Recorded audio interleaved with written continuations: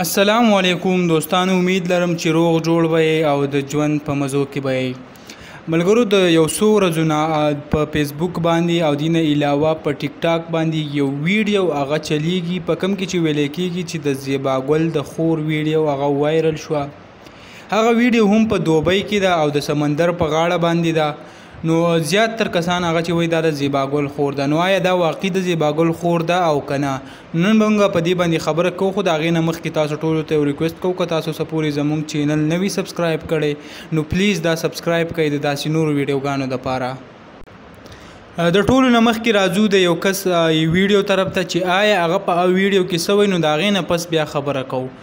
ये देख सकते हैं आप, ज़ेबा गुल ने अपनी बहन को छुपा के रखा था कितना दिन से ज़ेबा गुल क्यों छुपा के रखा? तुम क्यों आदमियों के साथ धोखा किया? ये आज तुम्हारा सच सामने आ गया ज़ेबा गुल.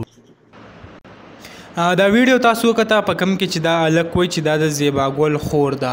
آیا واقعي دا د زیبا ګل خور ده؟ د دې کم صحیح ویډیو چې دا د هغې طرف ته راځو، د دې جینۍ کم په سمندر په غاړه چې کومه ویډیو ریکارډ کړې ده، نو د هغې ویډیو ته راځو، هغه وګورئ چې آیا واقعي دا د زیبا ګل یا زیبا ګل خور ده. زیات تر کسان هغه وایي چې دا زیبا ګل ده. نو دا کومه ویډیو هغه چې تاسو ته په سکرین باندې ښکاري، دوی نه ښکاره پته لګي چې نه خو دا زیبا ګل ده نه د زیبا ګل هغه خور ده.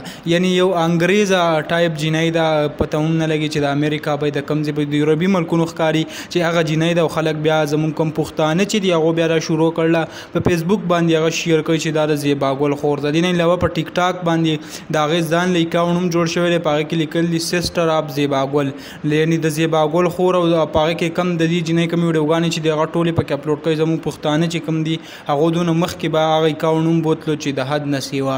نو برای مهرباني دا چې کوم د زیبا ګل هغه دا